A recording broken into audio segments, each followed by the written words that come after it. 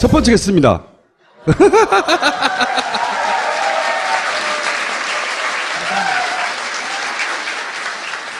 사실 이번 주는 저희가 연락을 안 드렸는데 미리 왔어요. 재미 드셨어, 재미. 사실 국민의당도 요청을 했는데 박지원 원내대표, 대표죠 이제. 그분은 응답이 없어요 지금. 네. 대선이 있기 전까지 계속 요청해 볼 생각이고. 지난주 직전까지 안철수 후보가 급상승했잖아요. 왜 급상승한 겁니까? 각 당의 경선 끝나고, 네.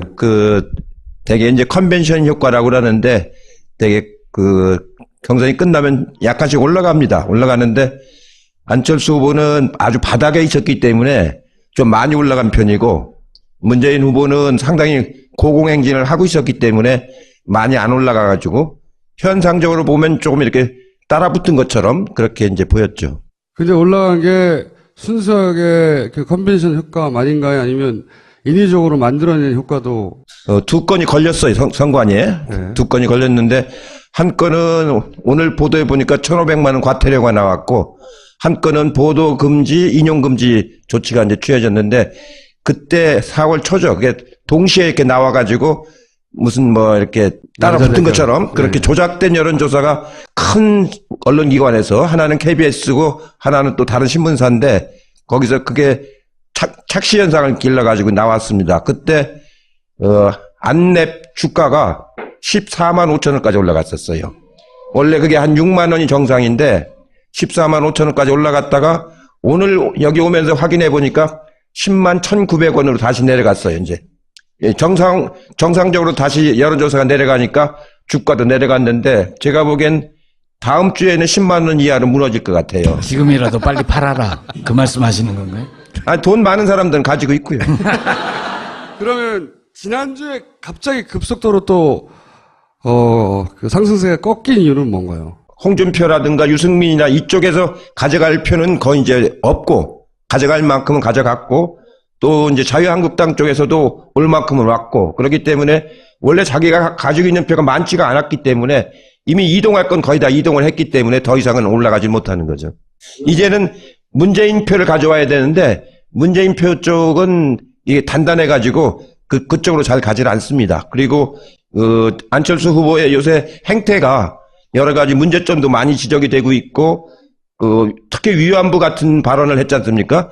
나라가 없을 때 이루어진 거라서 문제가 안 된다라는 식으로 그런 역사 인식을 가진 사람한테 문재인 지지자들이 갈 리는 없는 거거든요. 그래서 더 이상 표의 이동은 이제 잘 안 보입니다. 지금 현재 안철수 후보가 가지고 있는 표가 더 빠질 가능성은 없나요? 예를 들면 있죠. 예. 지금 원래 안철수가 가지고 있는 표는 지금 국민의당 지지표라고 봐야 되는데 그게 한 20% 정도밖에 안 됩니다. 그러니까 나머지 한 10%에서 한 15% 정도는 언제든 들락거리는 표이기 때문에 당선 전망이 없다 싶으면은 사표화되거나 아니면은 기권하거나 이럴 가능성이 상당히 높다고 봐야죠. 그러면 최근에 예를 들어서 유치원이나 BW나 딸 재산권이나 여러 가지 생각보다는 잔먼지가 많다. 거기에 과거에 이명박 BBK처럼 엄청난 게 있지는 않지만 이런 것도 영향을 잔매가 주는 거죠, 지금. 예, 그동안에는 원체 바닥 한 10%, 12%밖에 여론조사가 안 나왔기 때문에 당선하고는 아주 거리가 멀다고 봤으니까 검증을 안 했죠. 검증을 안 했는데 이제 이른바 상승을 해서 경쟁 구도가 들어가니까 이제 서로 이제 검증이 되기 시작을 하는 겁니다. 근데 건수가 많아도 줄줄이 조개역듯이 막 이렇게 나오니까 특히 매일신문에서 보도한 예비군 훈련을 안 받았다라고 하는 거, 그건 아주 심각한 문제죠. 군의관까지 했고 부인이 다니던 병원에 진단서를 받아서 예비군 훈련을 안 받았다고 매일신문에서 보도를 하는데 사실인지는 아직 확인되지는 않습니다. 그러나 그것이 만약에 검증을 해서 사실로 확인될 경우는 아주 BBK 정도가 아니죠. 이건 보수 표심에 영향을 줄 수도 있겠네요. 왜냐하면 대통령이라는 거는 국군 통수권자거든요. 국군 통수권자고 대통령이 딱 취임을 하는 날 이 블랙박스를 건네봤습니다. 거기에는 우리나라의 모든 말하자면 무기를 통제하는 그런 블랙박스를 이제 딱 넘겨받는 건데 그거로부터 대통령이 시작되는 거예요. 그걸 쥐는 사람이 예비군 훈련을 안 받았다? 이건 엄청난 일인 거예요. 경쟁자가 되니까 본격적인 검증 국면이 예. 되고 그 예비군 훈련 말고도 제가 알고 있는 여러 건이 앞으로 좀 기다리고 있는 게 있어요. 여러 가지 나온 것만 해도 많고 앞으로도 나올 일이 지금 많습니다. 송영길 의원도 그런 얘기를 하셨잖아요. 대선 이후에 국민의당, 정의당과 연정해야 된다. 이런 말씀을 하셨는데 이 경쟁 과정에서 너무 마음이 상해버리면 나중에 연정을 할 수 있을까? 연정하려고 살살하나, 그러면 그렇다고. 아니죠. 그 정치라고 하는 게 이제 전체 국민을 아울러야 되긴 하지만 네. 그 중에서 이제 또 더 잘 아우를 사람이 있고 또 엄격하게 좀 그 혼내야 될 사람도 있고 이제 그렇습니다. 가령 홍준표 같은 사람은 홍준표 후보 같은 경우는 맞은 청산 대상 아닙니까? 예? 예, 저런 사람 저렇게 막말하는 사람이 가령 문재인을 찍으면 김정은이가 대통령이 된다? 이런 막말이 어디 있습니까? 그런 사람들은 청산해야 되는 겁니다. 예? 또 박지원 같은 경우도 어제 얘기했죠. 김대중 대통령을 골로 가게 했다. 자기가 모셨던 그 고인한테 그런 표현을 어떻게 했습니까? 이거는 안 되는 거거든요.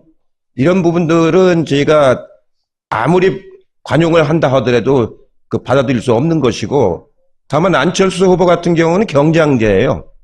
그리고 그분이 갖고 있는 좋은 정책도 또 있어요. 이런 건 우리가 수용을 해야 되거든요. 문재인 후보가 집권한다 하더라도 좋은 정책은 우리가 수용하는 차원에서 이걸 풀어나가야 되기 때문에 옥석은 또 가려가면서 해야 되는 것이지 무차별적으로 하는 건 아닙니다. 물론 제가 보기에는 안철수 후보 쪽이나 홍준표 후보 쪽도 문재인 후보에 대해서 뭔가 결정타, 자기들이 경찰타라고 생각하는 건 지고 있을 수도 있죠. 결정타가 없거나 지고 있거나. 거꾸로 이 민주당에서도 안철수 후보에 대해서 뭔가 좀 더 지고 있는 게 있다는 거죠, 지금. 의외로 많다라고 생각을 하는데 대신 우리는 네거티브 하는 정당은 아니기 때문에 하나하나를 확실하게 검증을 해서 확실한 것만 가지고 지금 얘기를 하고 있는 거죠. 뭐 그런 걸 검증이라고 하고 상대방은 네거티브라고 하죠. 아니, 그게 아니고 가령 최순실이와 박근혜의 관계를 지난번에 철저하게 검증했으면은 오늘의 사태가 안 오죠. 또 가령 아까 말한 안철수의 예비군을 훈련을 받았느냐 안 받았느냐를 철저하게 검증했으면은 앞으로 국가의 불행이 안 생기죠. 이번 파파이스 제목은 블랙박스와 예비군. 예비군을 되게 강조하시는 것 같아요. 저는 개인적으로 보면 공사를 구별하지 못하는 점, 이거는 훨씬 더 클 수 있을 것 같아요. 부인이 보좌관에 대해서 사적인 일을 시킨 거? 예. 마트에 가면 1+1을 하잖아요. 제가 마트에 가면 저희 식구가 둘밖에 없는데 만두 같은 거 2개를 이렇게 해서 1+1이라고 팔잖아요. 그거는 안 되는 일이거든요. 어떤 점에 대해서 그렇게 말씀하시는 건가요? 왜냐면은 식구가 2사람인데 큰 만두를 하나만 사다 먹으면은 상하지도 않고 좋을 텐데 꼭 2개를 사니까 반은 버리게 되는 거나 마찬가지거든요. 버리게 됐다. 예, 그렇게 해서는 말도 안 되는 논리를 가지고 지금. 예, 제가 제일 가슴 아프게 생각하는 건 위안부 문제예요, 위안부. 예, 지난번 그 토론회에서 위안부에 대해서 대답하는 걸 보니까 정말로 역사의식이 없구나 하는 생각을 합니다. 나라가 없을 때 당한 일이다. 그게 무슨 소리입니까? 우리나라는 임시 정부가 3.1운동 후에 생겼지 않습니까? 거기서부터가 나라가 있고 정부가 없었던 거죠. 그래서 48년도에 정부를 수립한 겁니다. 나라를 건국을 한 게 아니고. 근데 뉴라이트를 비롯한 엉터리들이 계속해서 건국 몇 주년이라고 하잖아요. 그렇게 되면 독립운동 했던 사람들이 다 의미가 없어지는 거예요. 나라가 없는데 무슨 독립운동을 해요. 그런 잘못된 그 역사관을 가지고 그 대통령이 되겠다? 그리고 위안부 문제를 저렇게 처리한다? 예, 그거는 뭐 안 되는 일입니다. 자, 요 대답은 저희가 다음 주에 박지원 대표나 혹은 국민의당의 선수 출전이 있겠죠. 네, 들어보기로 하고. 그 외에 뭐 BW 발행권이나 뭐 여러 가지 있잖아요. 앞으로 전혀 언급되지 않았는데 지금까지 더 나올 것도 있긴 있어요. 여기서 다 막 얘기할 수는 없고 작전이 있기 때문에 아까 여러 가지- 주가 말씀하신 거 보니까 뭔가 주식 쪽에서 뭔가 있는 것 같아요. 예, 그 주식 쪽에도 또 있고요. 여러 가지가 있습니다. 그 상대를 공략할 때 요게 먹힐 거야 했는데 안 먹히고 이건 별거 아니라고 했는데 크게 먹히고 그런 게 있잖아요. 사실 유치원도 그렇게까지 큰 영향을 줄지는 본인도 몰랐고 아무도 몰랐을 거예요. 우리나라 정치사에서 무슨 유치원 공립과 사립 가지고 지지율 5% 빠진 적 있어요? 제가 지난번에 나왔을 때 신문 스크랩 수준이라고 그랬지 않습니까? 이 정치라는 건 굉장히 어렵고 복잡한 겁니다. 선거 때마다 그 어린이집 문제와 유치원 문제는 늘 부딪히는 문제인데 왜 단설 유치원이 생기기 시작했느냐면은 이 맞벌이 부부가 많이 생기기 때문에 단설 유치원이 생긴 거예요. 왜냐면 늦게까지 어린이를 봐줘야 되고 또 학교까지 가기엔 너무 멀고 그래서 동네에 가장 가까운 데다 만들자 해가지고 단설 유치원을 만들기 시작했는데 거기에 수요가 많이 생기는 거거든요.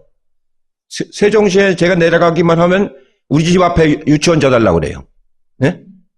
응? 젊은 엄마들이 많은데 전부 다 우리 집 앞에 져달라는 거예요. 아유, 길만 건너가면 되지 않습니까? 그러면, 그래도 우리 집 앞이 제일 편하다는 거예요. 그래서 많이 짓습니다. 지금 전국에도 제일 많이 짓는데, 그게 다 6시 전에 퇴직을 하지 못하기 때문에 그래서 그러는 거거든요. 예, 그거하고 병설 유치원하고는 좀 개념이, 같은 국공립이지만 개념이 다른 건데, 그걸 분간을 못 하는 거죠. 그리고 요새 그 학교에 있는 유치원은 아마 1시에 끝나죠?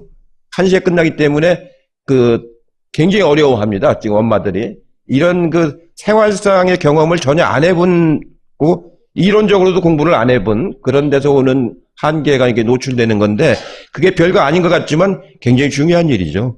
그러니까 그게 사람들한테 확 와닿았나 봐요. 실제. 그리고 그렇게 많이 지지율이 떨어졌죠. 실제. 여성 지지율도 그것 때문에 타격을 입은 것 같던데 젊은 여성들. 앞으로 이제 더 나올 게 있다. 문재인 후보는 저하고 이제 30년 동안 같이 민주화 운동을 하고 정치도 한 친구이자 이제 동지입니다. 그러니까 뼛속까지 다 알죠. 설마 뼛속까지 아실까?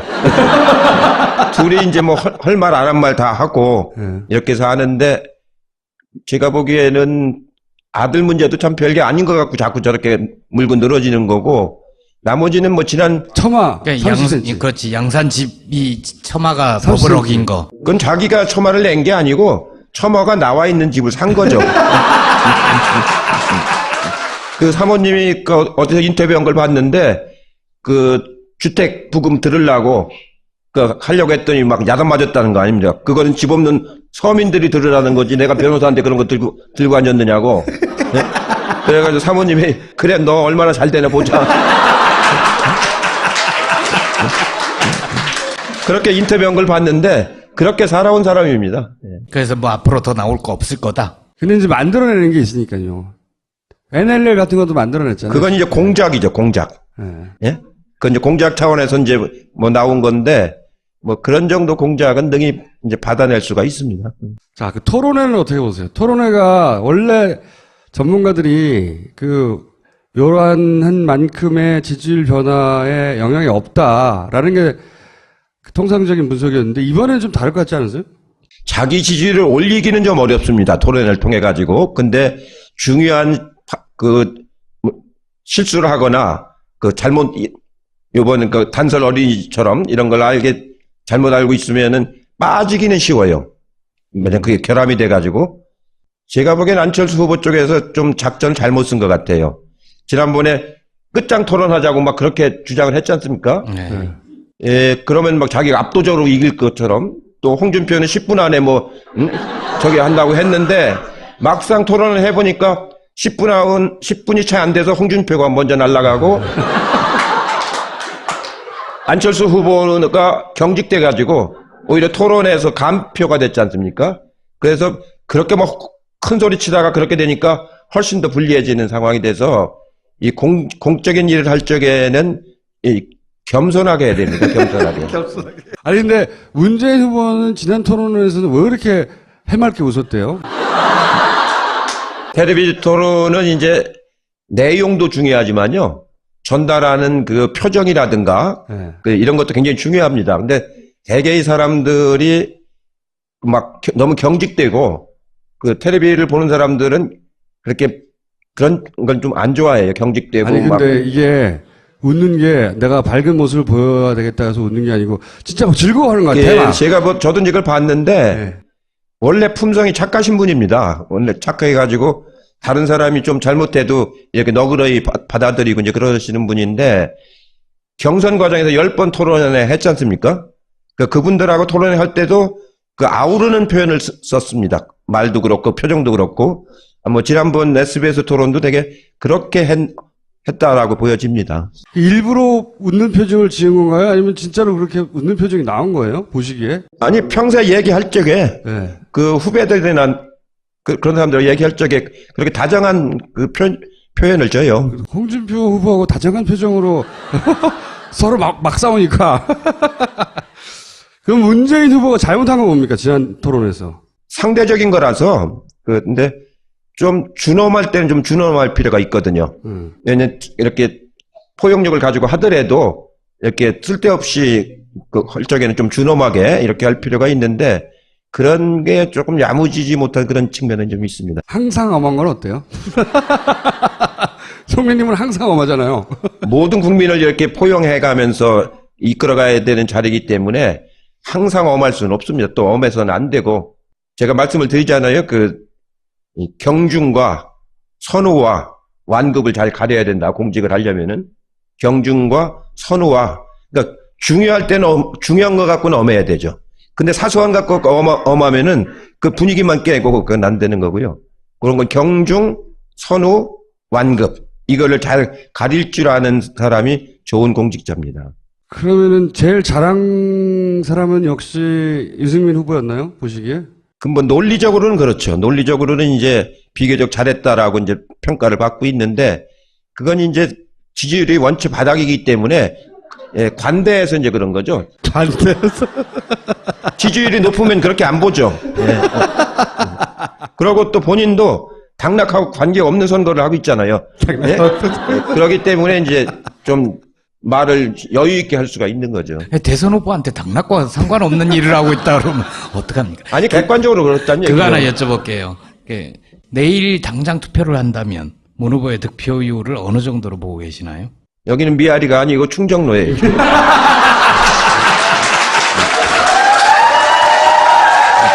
홍준표 후보가 보수표를 얼마나 회복할까요? 최종적으로는? 오늘 10% 넘는 게 여론조사가 2개가 나왔는데 지금 대구 경북 지방에도 조금 오르고 있다라는 그런 이제 그 지표가 좀 나오고 있거든요.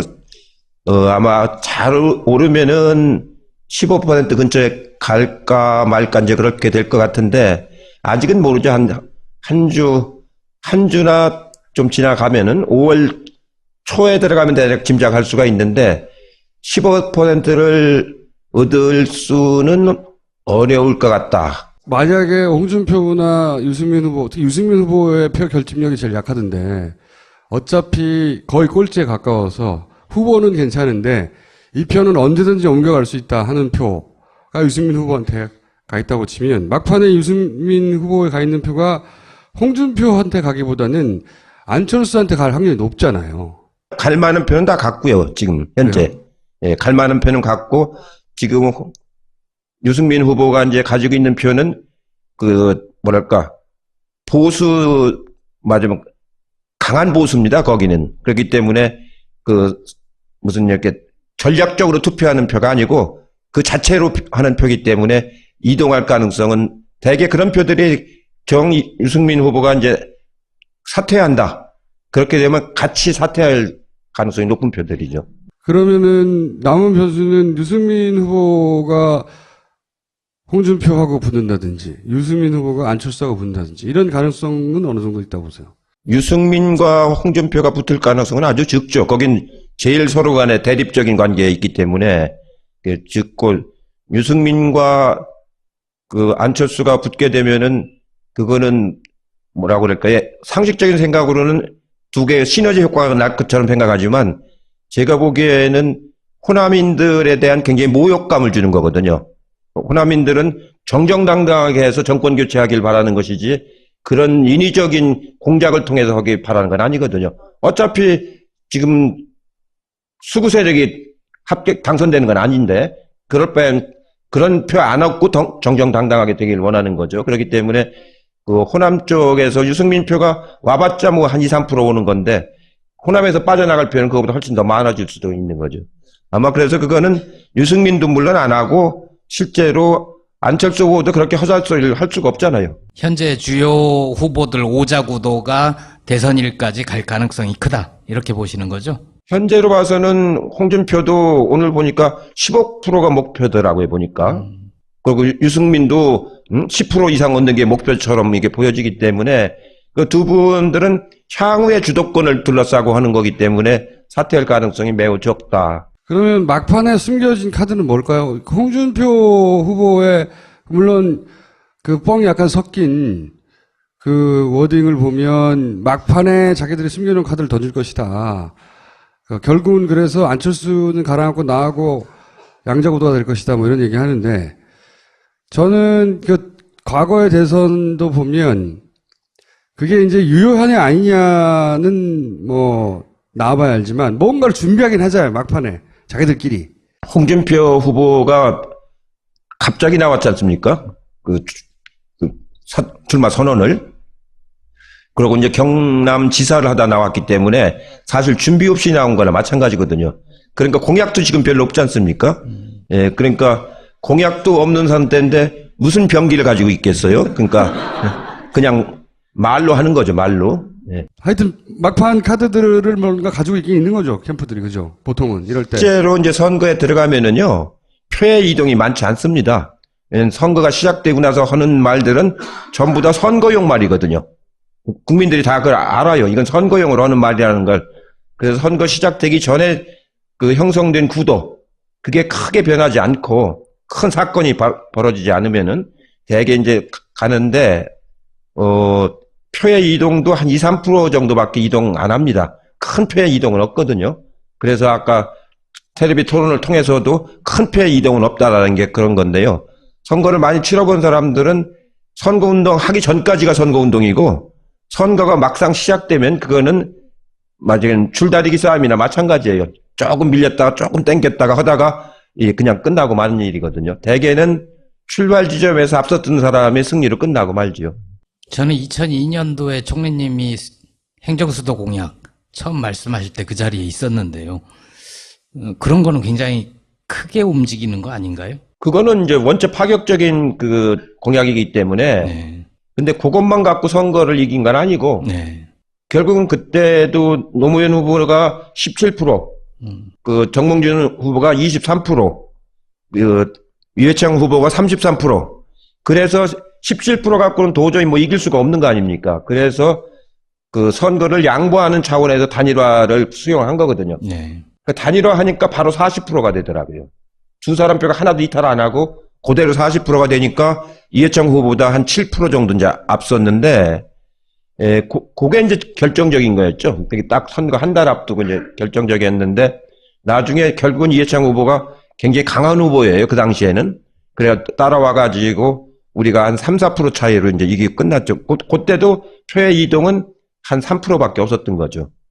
예, 그래서 제가 보기에는 2002년 승리에 여러 요인이 있는데, 그 행정수도는 선거의 주도권을 잡는데 아주 유효한 카드였고, 표를 모아내는 카드는 역시 단일화 카드였다고 보죠. 이번에는 그런 정도의 파괴력이 있는 변수가 남지 않았다고 보시는 거죠, 지금은. 안철수 후보한테서 이제 그런 무슨 큰 변수가 있을지 모르겠는데, 지금까지 나오는 바로는 뭐, 있으면 벌써 썼어야죠. 맞아요. 선거가 시작되기 전에 써서 주도권을 잡았어야 되는데, 지금은 방어하기가 급급하지 않습니까? 안철수 후보가. 그리고 이제 아까 말한 그 양자구도라고 하는 것도 우리가 예방주사를 너무 일찍 맞았지 않습니까? 4월 초에 일찍 예방주사를 맞았기 때문에 그것도 이제 별 의미가 없는 카드가 됐기 때문에 제가 보기엔 지금부터는 완전히 줄다리기 싸움하는 거거든요. 근데 조직력이 비교가 안 되잖아요. 민주당이 저쪽보다 훨씬 의원 수도 많고 그 지구당의 힘이 강하잖아요. 그리고 의석수가 40대 120이라고 하는 것은 그냥 80석이 많은 게 아니에요. 질이 다른 거지. 40석이라는 건 국가를 운영할 수 있는 역량이 못 되는 의석이지 않습니까? 120석은 누구하고 연립할 수는 있어요. 근데 40석 갖고 누구하고 연립하는데 뭐가 되겠습니까? 그래서 그건 양적인 차이가 아니고 질적인 차이이기 때문에 국민들이 그걸 모르나 다 알지. 그렇기 때문에 이제는 줄다리기 싸움에서도 민주당이 더 유리하다고 봐야죠. 2012년에는 지구당 뭐 당의 크기 말씀하시지만 실제로 좀 열심히 뛰는 곳이 있고 거의 내버려두다시피 한 곳도 있었잖아요. 이번에는 분위기가 다릅니까? 전혀 달라요. 이제 그동안에 당에서 분당질 치던 사람들이 다 나가가지고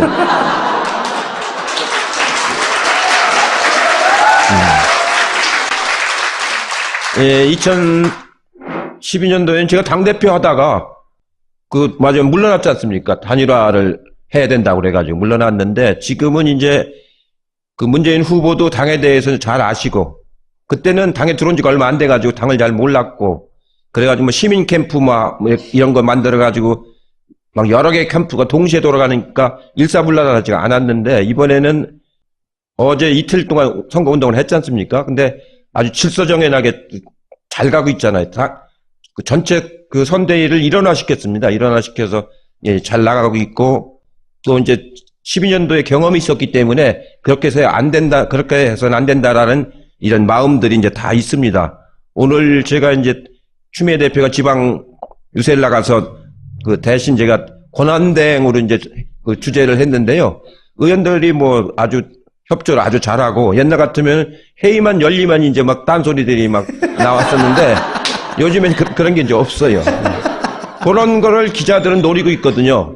그럼 막 그런 것만 써버리면은 김 빠지는 그 선거운동이 되는데 요새는 이제 발언은 누구누구만 몇 사람만 하시오. 그럼 발언권 달라는 사람도 없습니다. 이제. 박영선 의원이 선대위에서 중책을 맡으셨잖아요. 예, 이번에 합류를 했죠. 큰 힘이 되겠죠?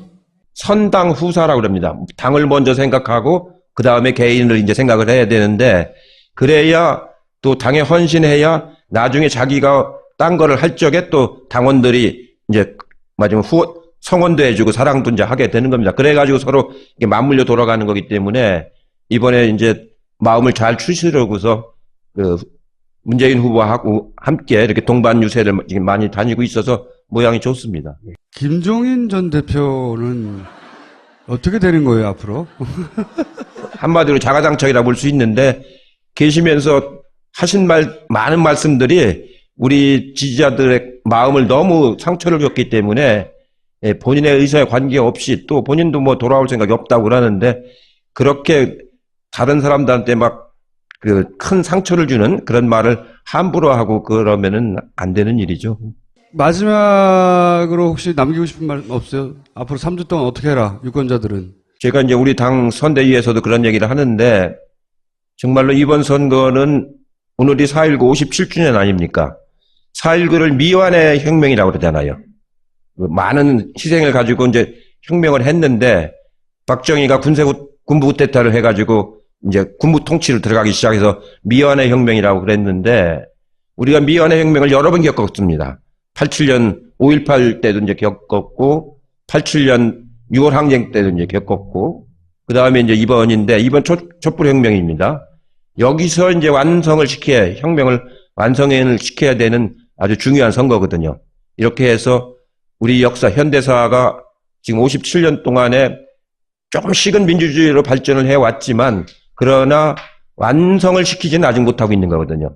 이것을 완성시키는 중요한 역사적인 선거이기 때문에 그런 의미를 충분히 담아가지고 마지막까지 아주 전념을 다해야 된다. 진인사 대천명이다. 내가 할 수 있는 일을 다 하고 하늘의 뜻을 기다린다. 그래서 어제 제가 당 선대위원들 보고 탈진을 해야 된다. 탈진을. 선거 끝나고 사진을 못 찍을 정도로 탈진할 정도로 선거를 치러야 된다. 그런 마음으로 임해야 된다. 그랬더니 우리 그 지지자들 글 중에 탈진까지는 하지 말고 그 직전까지만 해라. 뭐 열심히 해서 반드시 성공을 시켜서 국가를 바로 세워야 됩니다. 그렇게 해서 검찰도 개혁을 해서 우병우도 잡아놓고 재벌 개혁을 해서 정경유착도 끊고 또 잘못된 그 민주주의의 파탄도 이제 다시 복구시키고 4대강 사업도 다시 특별 수사를 해서 예, 답을 잡고 청년들 일자리도 이제 정말 시급합니다. 오늘 그 10조를 들여서 청년들 일자리 만들겠다는 추가 경정 예산을 하겠다고 이제 발표를 했는데 그런 일들을 해서 청년들한테 용기를 주는 그런 나라를 만들어요. 알겠습니다. 감사합니다.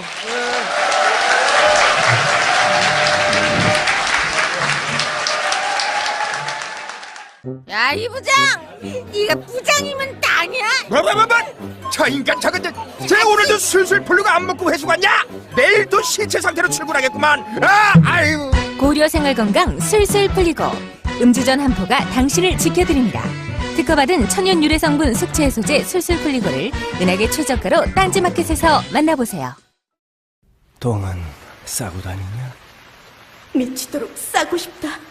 빅동의 추억. 미궁 장사랑! 구렁이 똥 이뻤다. 장이 살아야 내 몸이 산다. 혈중 콜레스테롤 개선과 배변 활동에 도움을 주는 건강기능식품 빅동의 추억 미궁 장사랑. 지금 딴지마켓에서 만나실 수 있습니다. 첫 번째 겠습니다.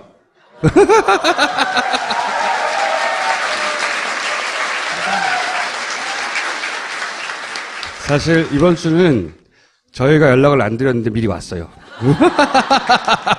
재미 드셨어, 재미. 사실 국민의당도 요청을 했는데 박지원 원내대표, 대표죠 이제. 그분은 응답이 없어요 지금. 네. 대선이 있기 전까지 계속 요청해 볼 생각이고, 지난주 직전까지 안철수 후보가 급상승했잖아요. 왜 급상승한 겁니까? 각 당의 경선 끝나고 네. 되게 이제 컨벤션 효과라고 그러는데 되게 경선이 끝나면 약간씩 올라가는데 안철수 후보는 아주 바닥에 있었기 때문에 좀 많이 올라간 편이고 문재인 후보는 상당히 고공행진을 하고 있었기 때문에 많이 안 올라가가지고 현상적으로 보면 조금 이렇게 따라붙은 것처럼 그렇게 이제 보였죠. 근데 올라간 게 순수하게 그 컨벤션 효과 아닌가요? 아니면 인위적으로 만들어낸 효과도? 두 건이 걸렸어요, 선관위에. 네. 두 건이 걸렸는데, 한 건은 오늘 보도에 보니까 1,500만 원 과태료가 나왔고, 한 건은 보도 금지, 인용 금지 조치가 이제 취해졌는데, 그때 4월 초죠. 그게 동시에 이렇게 나와가지고, 무슨 이렇게 따라붙은 것처럼 그렇게 네. 조작된 여론조사가 큰 언론기관에서 하나는 KBS고 하나는 또 다른 신문사인데, 거기서 그게 착시 현상을 길러가지고 나왔습니다. 그때 안랩 주가가 14만 5천 원까지 올라갔었어요. 원래 그게 한 6만 원이 정상인데 14만 5천 원까지 올라갔다가 오늘 여기 오면서 확인해 보니까 10만 1,900원으로 다시 내려갔어요. 이제 정상적으로 다시 여론조사가 내려가니까 주가도 내려갔는데 제가 보기엔 다음 주에는 10만 원 이하로 무너질 것 같아요. 지금이라도 빨리 팔아라. 그 말씀하시는 건가요? 돈 많은 사람들은 가지고 있고요. 그러면 지난주에 갑자기 급속도로 또 그 상승세가 꺾인 이유는 뭔가요? 홍준표라든가 유승민이나 이쪽에서 우리나라는 임시 정부가 3.1운동 후에 생겼지 않습니까? 거기서부터가 나라가 있고 정부가 없었던 거죠. 그래서 48년도에 정부를 수립한 겁니다. 나라를 건국을 한 게 아니고. 근데 뉴라이트를 비롯한 엉터리들이 계속해서 건국 몇 주년이라고 하잖아요. 그렇게 되면 독립운동 했던 사람들이 다 의미가 없어지는 거예요. 나라가 없는데 무슨 독립운동을 해요. 그런 잘못된 그 역사관을 가지고 그 대통령이 되겠다? 그리고 위안부 문제를 저렇게 처리한다? 그거는 안 되는 일입니다. 자, 요 대답은 저희가 다음 주에 박지원 대표나 혹은 국민의당의 선수 출전이 있겠죠. 네, 들어보기로 하고. 그 외에 BW 발행권이나 여러 가지 있잖아요. 앞으로 전혀 언급되지 않았는데 지금까지 더 나올 것도 있긴 있어요? 여기서 다 막 얘기할 수는 없고 작전이 있기 때문에. 아까 여러 가지- 주가 말씀하신 거 보니까 뭔가 주식 쪽에서 뭔가 있는 것 같아요. 예, 그 주식 쪽에도 또 있고요. 여러 가지가 있습니다. 그 상대를 공략할 때 요게 먹힐 거야 했는데 안 먹히고 이건 별거 아니라고 했는데 크게 먹히고 그런 게 있잖아요. 사실 유치원도 그렇게까지 큰 영향을 줄지는 본인도 몰랐고 아무도 몰랐을 거예요. 우리나라 정치사에서 무슨 유치원 공립과 사립 가지고 지지율 5% 빠진 적 있어요?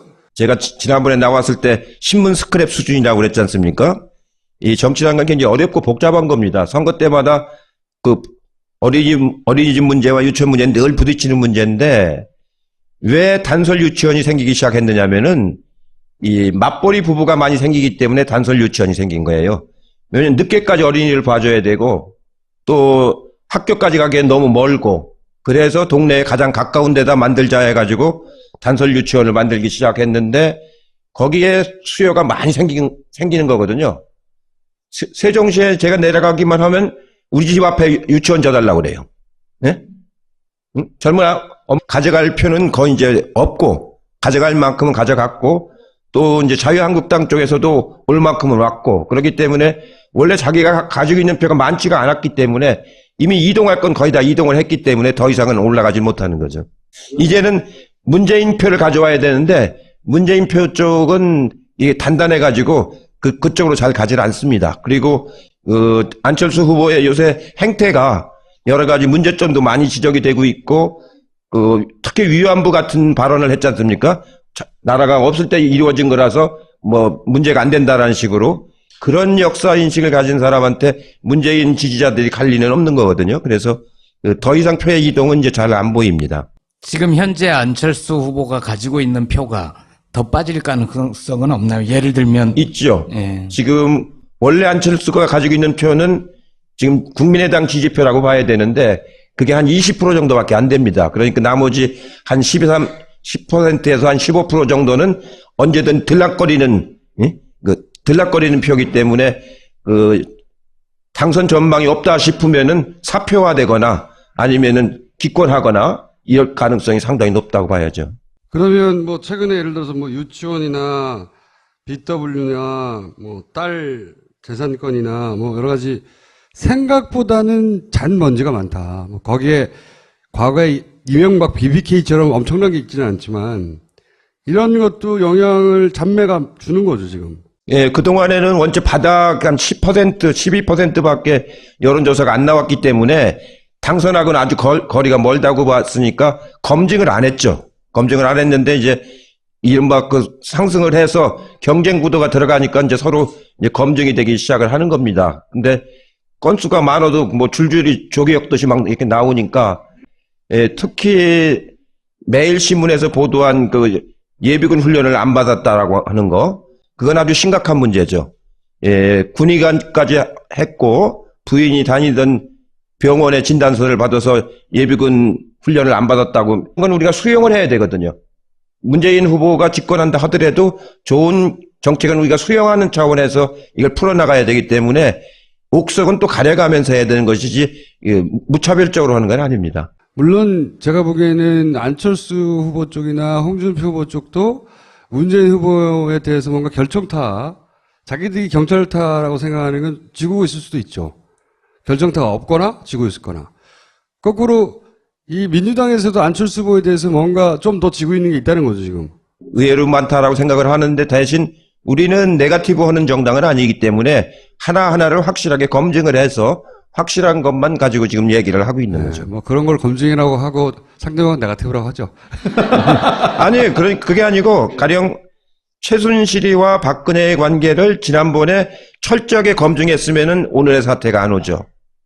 또 가령 아까 말한 안철수의 예비군 훈련을 받았느냐 안 받았느냐를 철저하게 검증했으면은 앞으로 국가의 불행이 안 생기죠. 이번 파파이스 제목은 블랙박스와 예비군.